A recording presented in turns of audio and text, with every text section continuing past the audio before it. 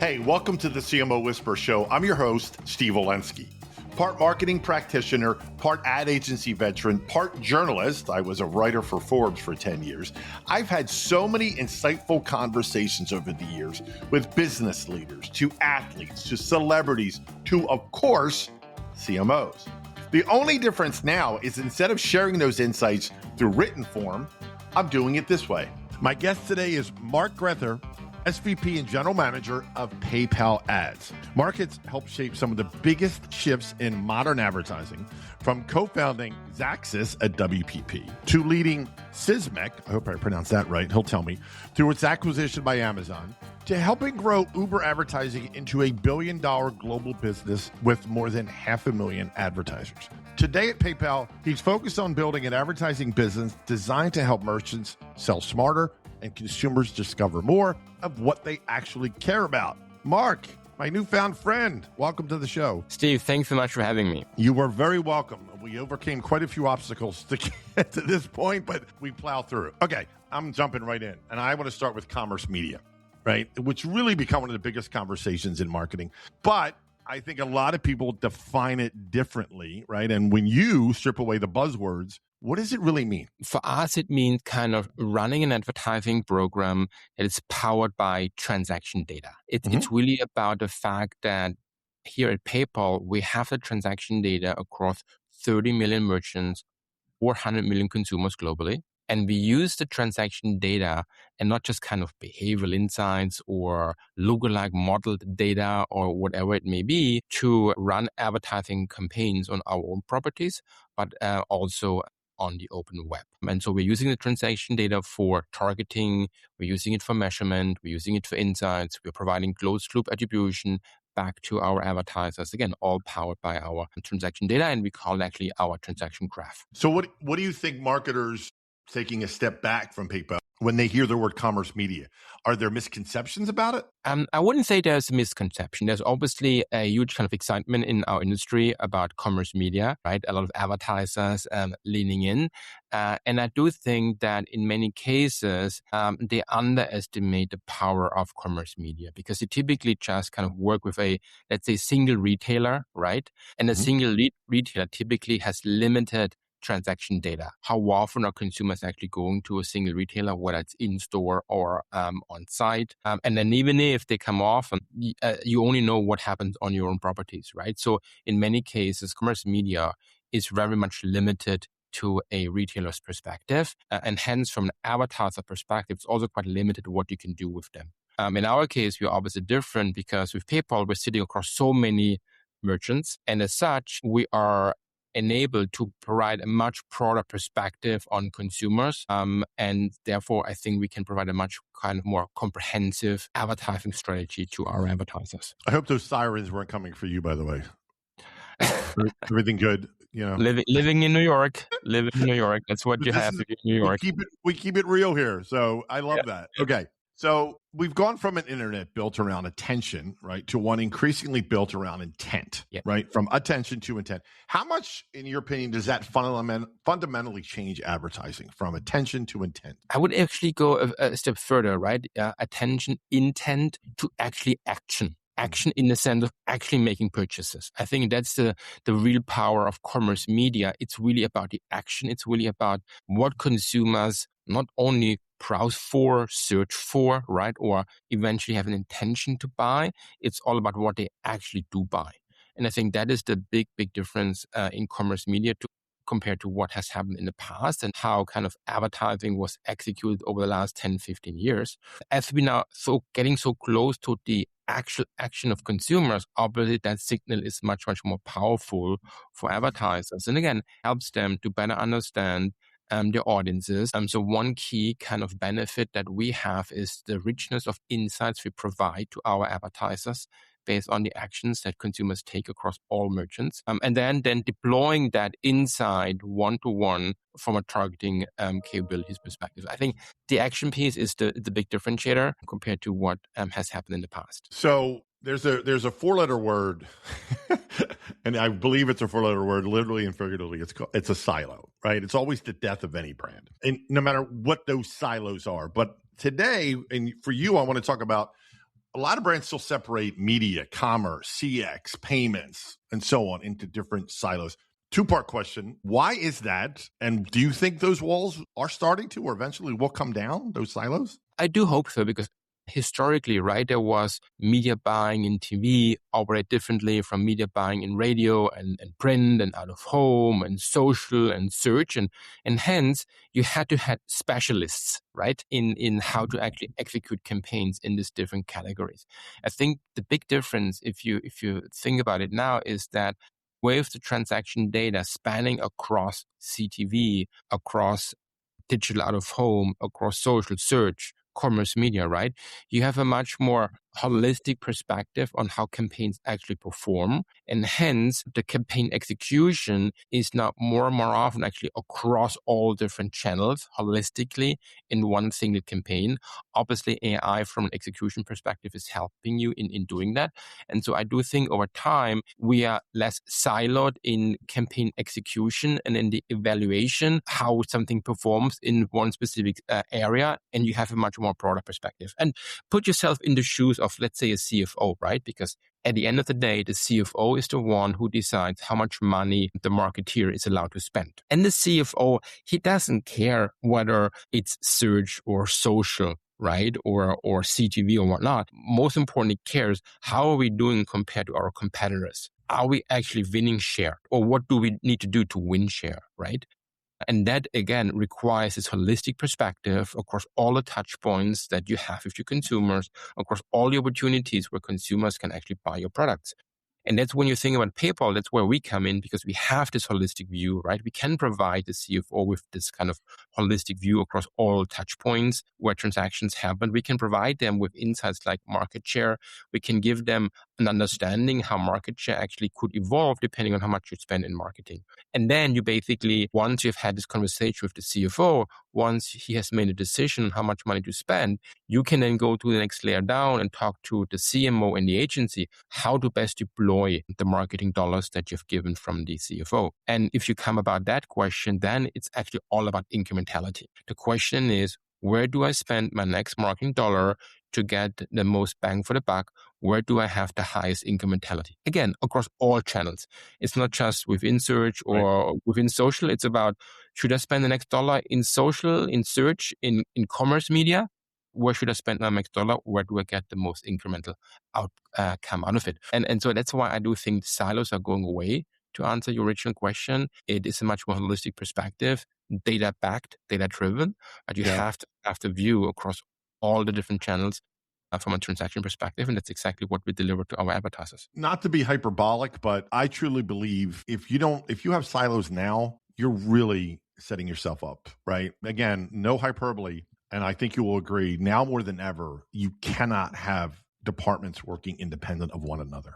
You just can't. I completely agree with you, but that's also why there is a lot of kind of movement in the CMO organization, right? To exactly go to such a kind of holistic viewpoint, yeah, and to your point, away from the silos. And I would even say that AI is helping us because the execution, right, within silos is not done by agents, and therefore, as a human, you can step back for a moment, right, and have a more holistic view and a more strategic view across how you deploy media spend most effectively across the different kind of channels. Right. Okay, we got. If I don't bring up AI on this call, I may get in trouble. So, we got to pick your brand on AI. Of course we do, right? So the first question for someone like you, and I get it, there's a caveat that we're recording this on May 14th, 2026, and it could change literally by the time we're done recording this, let alone in a year. But as it sits right now, where do you think AI is going to change like commerce and consumer behavior? Where do you see the biggest impact on those two things, particularly commerce media and consumer behavior? Yeah, great question. And I think right now, most of us look at AI in the form of how can I leverage AI to more efficiently execute campaigns? How can I improve AI from a targeting, from a measurement perspective, from a campaign execution perspective, and whatnot, right? And yes, there is obviously a lot of value in doing that. But I think the bigger question, the more exciting question is the one that you raised. How is actually AI changing consumer behavior? And so, for example, when we see, if we look in our data, that more and more consumers actually start the purchase journey actually on LLMs, in ChatGPT, in Claude, as opposed to on search, right? And so the initial impulse comes from LLMs. That's where they smarten themselves up what to buy. They may then go into search to fine tune their understanding of what product they want to shop for. And then maybe they go to a merchant to actually make the purchase. But the starting point of the customer journey, more and more often, actually, we see it in our data, actually starts in ChatGPT or Claude. And I think that has fundamentally changed over the last few, I would say, maybe 12 months or so.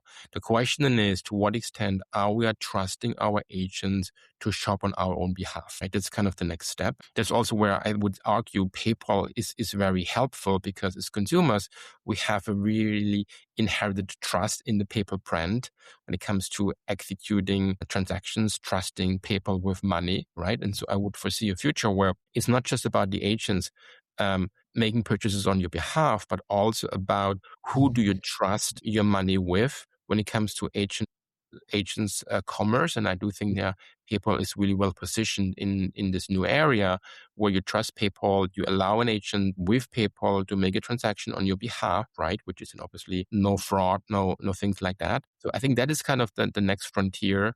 Less about cost efficiencies in marketing. It's more about changing or adapting to the change in consumer behavior. I think that's the next kind of big frontier. So I know one of the fears, and I have this fear as a consumer, and you probably do too, is because AI makes everything easier, if that makes sense. And having just so many pieces of content and marketing and ads just flooding, right, and more noise, to me, and I've thought this word is important 10 years ago, let alone 10 minutes ago, is relevance. When the brands, to me, that are able to cut through the noise that is just exploding, of course, with AI, what do you say to a brand who's like, how do I make sure, right, that, okay, I'm going to use AI. Anybody who says they don't is flat out lying, first of all. But you got to stay relevant to your consumer and true to your brand. Does that make sense? It makes sense, but that's why I do believe that even though we all talk about AI and about the kind of the kind of technical power that sits behind AI, I would argue that brands, emotions, relationships become even more important than ever in the future. If we are surrounded with AI agents, the few kind of folks that are left, so to speak, right, we are getting closer and closer, and relationships and branding and brands and a trust that you have in brands becomes even more important, which is why you see a lot of advertisers now investing more actually in brand than they've done maybe 3 years ago, where it was all about performance, right? And it's shifting a little bit back to brands, because in a world where AI is easily kind of comparing different products side by side, the question really is, from a consumer perspective, how do you actually pick one product over the other? Interestingly enough, most likely it is because you recognize one brand over the other, you trust a brand versus the other. You just don't have the kind of the detailed level to understand what a feature A versus feature B is really truly differentiating. And so you need to trust, and you trust the brand. And that's again why I do believe, even in an AI world, it's almost ironically, brand building becomes not even more important than ever. Yeah. You know, in the past, advertising's really been good at predicting what consumers might want, whereas commerce data gets much closer to what they actually do, right? And the question is, do you think the future of marketing becomes less predictive and more behavioral? It's a great question. Again, I do think that a lot of both AI and the way how we execute marketing campaigns is predicated on the actual transaction data as opposed to the intent, right? And then we build basically backwards from the transaction data. And if we do know that someone actually bought a cruise, right, then we can also interfere what else he or she is going to buy, which complements this next vacation. So I do think it's a lot about the transaction as the hard signal when it comes to building audiences, running campaigns, and even AI, right? AI at the end, they also need to have hard data to rely on, which is they will also look for sources of transaction data that they can use to power their own kind of algos and agents. So I do believe that the transaction data will become more important than ever. And I would even argue that the ones who have proprietary access to transaction data will actually have a competitive advantage versus others who are just having access to data that everyone has access to. Yeah. We're now in this era now where it seems like every platform wants to become an advertising platform. Yep. And so the question for you is, what separates the companies that genuinely kind of have the right to play in commerce media from the ones who are just chasing ad dollars? A couple of things. I mean, the first one is, if you think about, you're right, everyone wants to build a retail media company, right? But most of them actually, they do not have truly differentiated audience data. And most of them don't have the scale to really pull it off, because as an advertiser, you don't want to spend money on the 100th retail media company, right? It's just too fragmented. You have to have differentiated data. You have to have scale. You also have to write internal kind of culture to be ready, right? To build an advertising business, which is typically kind of outside of your typical swim lanes, right? And so it's not that easy to kind of build an advertising business from within scratch. But I do think if you are successful in doing it, the role of the CMO is fundamentally changing. And what I mean by that is that in the past, the CMO was typically considered a cost center, right? And most likely, the CMO actually spent more money than the rest of the company spent on employees. So it's a huge cost center, right?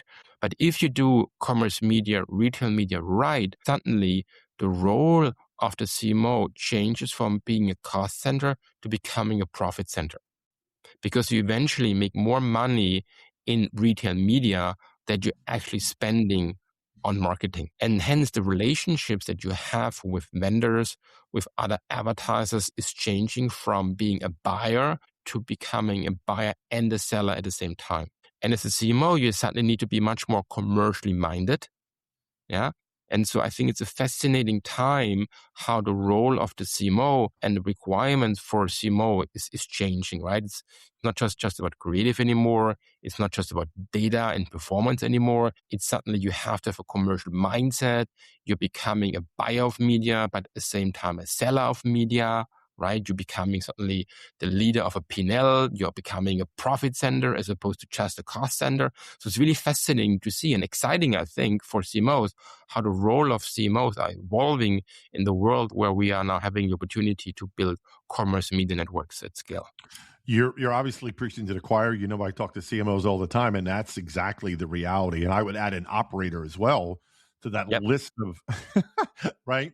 But it's exciting. Some are a little intimidated, but others are going toward that as a challenge. They're going, yes, all I've ever wanted was the opportunity to own, kind of control my fate. Exactly. You become a much more an owner of your own destiny, right? Because suddenly, if you actually now make money on selling media, you can yourself decide how much do you want to reinvest into marketing, as opposed to begging the CFO to get an extra dollar to spend. Without question. And then your CFO and CEO do the happy dance and everybody's great. And the world is a great place. All right. I want to shift to attribution. And this is another one. Talk about, you mentioned brand and performance. That's always a hot topic. Attribution is always a hot topic as well, right? Yeah. So why has advertising struggled for so long to connect exposure to actual consumer action? Yeah, I mean, a couple of things, right? The first one is it starts from identity, right? It was hard to kind of identify the users who actually were exposed to an ad, who then actually made the transaction, right? And so, for example, that's the reason why we launched what we call the PayPal ID, which is based on the identity fintech grade level identity of 400 million people, right? So in our case, we need to know that Steve sent the money and not Steve's twin brother. So we have to have very high level of fidelity when it comes to our identity. And that's what we have now kind of made available to the market, which again, I think in the past was a big challenge for attribution. And then the second one is, as we spoke earlier, in many cases, the media publishers weren't able to measure transaction, right? The transactions happened somewhere else. And so it was just hard for them to close the loop. And even most retail media companies, it can only close the loop within their own walled garden, right? You may run a big CTV campaign and you may see a transaction on the same retail media side, but you are not able to stitch together if the CTV campaign led to a transaction on someone else's merchant's website, right? Yeah.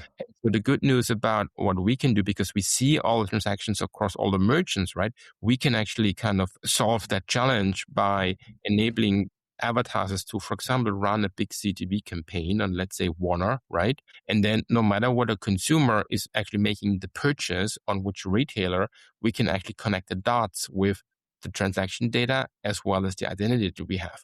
And in that sense, I do believe that closed loop attribution is finally, I wouldn't say completely solved, but we are getting much, much closer to truly solve it and to really do a good job in attributing, right? It's like the Indiana Jones and the Holy Grail. Like, can we can we get to that? Yeah. And everybody listening, I'm sure, is with you. Like, hopefully we'll get to that. And I think we will. And I think too, again, I think with what we have from a PayPal perspective, with the data and the identity, I think we can significantly help our industry, right, to get a step closer to finally answering the question. Yeah. All right, last question. When you look at where commerce, media, AI, payments, identity, and consumer behavior are all heading, what genuinely excites Mark the most? What excites me the most is that consumer behavior is fundamental, or is shifting dramatically, as you mentioned, every day, right? Is changing. And that gives just opportunities for so many new products, so many new kind of opportunities, so many new ways of how to engage, right? For example, one of the conversations that we have with our merchants is that as opposed to trying to bring consumers to your merchant website where the transaction eventually happens and you spend a lot of money on search, you actually need to flip the script and be wherever the consumer is and turn any interaction with the consumer into a shoppable moment, right? Whether it's on your own merchant website, whether that's in an LLM, whether that's on the open web. Try to basically flip everything into a shoppable moment, which will increase the reach that you have, increase the conversions that you can deliver, and just be much closer to the consumer. Because again, consumer behaviors are going to change significantly and quickly. And so you need to be wherever the consumer is. And that's just one example of why I'm excited that with change comes new opportunity, comes new exciting stuff. Right. And so we're living in a world where a lot of change means a lot of exciting stuff is going to happen, which we may not even are ready to kind of envision. But that's even more exciting, right?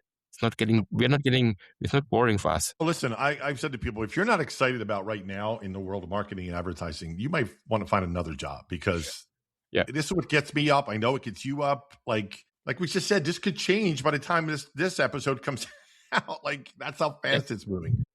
And that's cool, right? That's cool. That's great.